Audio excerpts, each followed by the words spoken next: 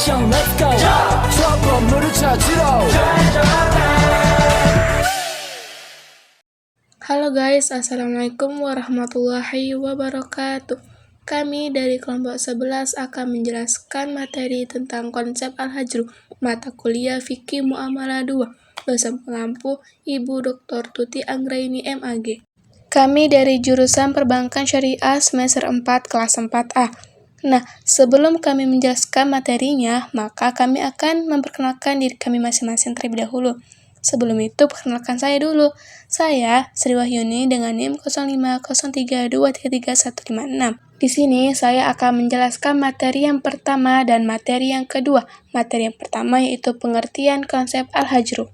Secara bahasa, Al-Hajru atau Hajru berasal dari kata hajaro, yang berarti mencegah atau melarang. Sedangkan menurut istilah, Al-Hajru berarti mencegah seseorang dalam pengelolaan harta. Dengan kata lain, Al-Hajru berarti menghalangi seseorang untuk melakukan sesuatu terhadap hartanya, baik sebagian maupun untuk seluruhnya. Sedangkan ulama Syafi'i dan Hambali mendefinisikan Al-Hajru adalah larangan melakukan tindakan hukum terhadap seseorang, baik larangan tindakan hukum yang ditujukan kepada anak kecil, orang gila, dan orang dungu, atau muncul dari hakim seperti larangan bagi seseorang pedagang untuk menjual barangnya melebihi harga pasarnya. Nah, materi yang kedua yaitu tentang dasar hukum Al-Hajru. Ulama fikih menyatakan bahwa menjadikan dasar hukum untuk menetapkan status seorang di bawah pengampunan adalah dasar hukum Al-Hajru sendiri terdapat dalam Al-Quran Surah An-Nisa ayat 5 yang menyatakan Bismillahirrahmanirrahim. وَلَا تُؤْتُوا السُّفَهَاءَ أَمْوَالَكُمُ الَّتِي جَعَلَ اللَّهُ لَكُمْ قِيَامًا وَارْزُقُوهُمْ فِيهَا وَاقْسُوهُمْ وَقُولُوا لَهُمْ قَوْلًا مَعْرُوفًا. Shadaqallahul Azim, yang artinya, dan janganlah kamu serahkan kepada orang-orang yang belum sempurna akalnya harta mereka yang ada dalam kekuasaanmu, yang dijadikan Allah sebagai pokok kehidupan. Berilah mereka belanja dan pakaian dari hasil harta itu, dan ucapkanlah kepada mereka kata-kata yang baik. Quran Surah An-Nisa, surah keempat ayat 5. Nah, adapun maknanya surah tersebut yaitu Allah membatasi terhadap orang-orang yang belum sempurna akalnya, di mana dalam ayat ini yang dimaksud adalah anak kecil untuk diberikan atau mengelola harta. Dengan demikian terlihat jelas mengenai kebolehan dan anjuran pelaksanaan pencegahan atau penahanan pengelolaan terhadap harta bagi orang-orang yang perlu diampu, sehingga walinya lah yang akan mewakilkannya dalam hal pengelolaan harta, dengan tujuan menjamin dan menjaga harta yang dimilikinya untuknya dan untuk orang lain yang terkait dengannya. Nah, untuk materi selanjutnya akan dijelaskan oleh teman saya. Saya, Trianisa Audina Lubis, akan membahas mengenai tujuan Al-Hajar. Tujuan Al-Hajar yaitu 1. Mahjur dilakukan guna menjaga hak orang lain, seperti pencegahan terhadap orang yang utangnya lebih banyak daripada hartanya. Orang ini dilarang mengelola harta guna menjaga hak-hak yang berpiutang. Terus itu ada orang yang sakit parah, dilarang berbelanja lebih dari sepertiga hartanya guna menjaga hak ahli warisnya. Selanjutnya itu orang yang merungguhkan, dilarang membelanjakan harta yang dirungguhkan. Selanjutnya itu adalah murtad, orang yang keluar dari agama Islam, dilarang mengedarkan hartanya guna menjaga hak muslimin. Terus yang kedua itu ada mahjur, dilakukan untuk menjaga hak-hak orang yang dimahjur itu sendiri, seperti anak kecil dilarang membelanjakan hartanya sehingga berusaha dewasa dan sudah pandai mengelola dan mengendalikan harta. Yang kedua itu ada orang gila, dilarang mengelola hartanya sebelum dia sembuh. Hal ini dilakukan juga untuk menjaga hak-haknya sendiri. Terus yang ketiga itu ada pemboros, dilarang membelanjakan hartanya sebelum dia sadar.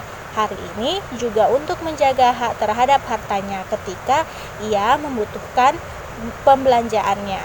Nah, selanjutnya itu ada hikmah Al-Hajar. Allah Subhanahu wa Ta'ala mensyariatkan mahjur terhadap anak kecil, orang gila, dan orang yang belum sempurna akalnya, dalam rangka menjaga harta mereka dari tangan orang-orang yang suka menguasai harta orang lain dengan cara yang batil, dan menjaga mereka dari memiliki harta sendiri jika belum pandai membelanjakan hartanya. Mahjur terhadap muflis, orang yang jatuh pailit, dilakukan dengan tujuan untuk menjaga hartanya untuk kemaslahatan keluarganya, pihak pemberi utang, dan orang-orang yang mempunyai hak atasnya agar harta tersebut tidak menjadi sia-sia. Oleh karena itu, ia tidak boleh membelanjakan hartanya agar terwujud keadilan dalam mendistribusikan hartanya. Harta di antara mereka secara merata. Begitu pula muflis dapat selamat dari tuntutan orang-orang yang memberikan utang. Demikian ini untuk memberikan perlindungan terhadap dirinya dan juga orang lain. Baik, saya Dian Fatur Rahman Siregar akan menjelaskan tentang berakhirnya status Al-Hajar. Berakhirnya status Al-Hajar apabila penyerahan harta kepada anak kecil harus memenuhi 2 syarat, yaitu cukup umur atau balik dan cerdas. Maka apabila anak telah balik dan cerdas dan juga sesuai dengan kriteria balik dan cerdas, maka para ulama fikih sepakat menyatakan bahwa status pengampuannya hilang dengan sendirinya, tanpa harus ditetapkan hakim, karena penerapan anak tersebut di bawah pengampuan bukan melalui ketetapan hakim.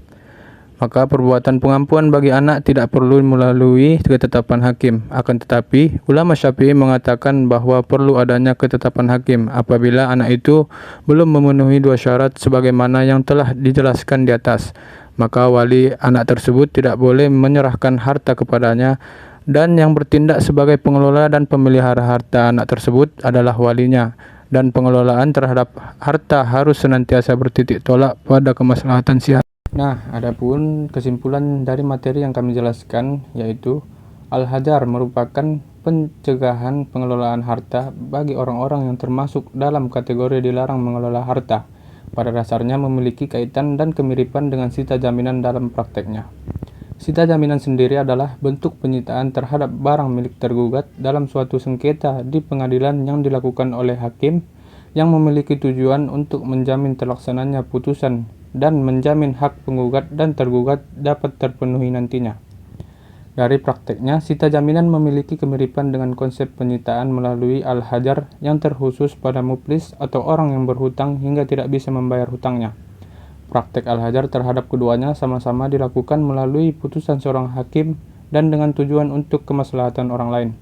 Oleh karena itu, dalam hukum Islam yang tidak mengatur sita jaminan secara khusus, Al-Hajar dapat dijadikan dasar hukum untuk pelaksanaan sita jaminan menurut hukum Islam.